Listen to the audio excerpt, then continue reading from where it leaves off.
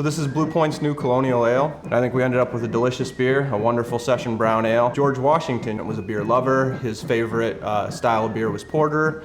And not only was he a beer lover, but we found that he was also a brewer. And it turns out that he hand-penned a recipe for small beer in his military journal back in 1757.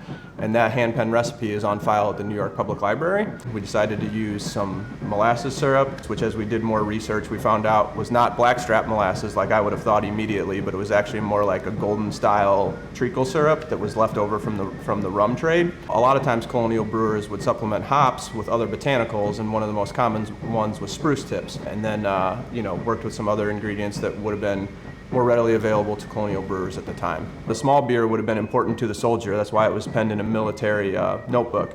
But it would have been something that was fairly easy to make, like in camp, in a pot. Low ABV would keep you hydrated, and the calories would give you a source of nutrition that was pretty mobile. You could pack it in a canteen. And one thing that inspired us, in fact, it's right here on our bar top. George Washington, shortly after being elected president, went on a tour of Long Island in 1790.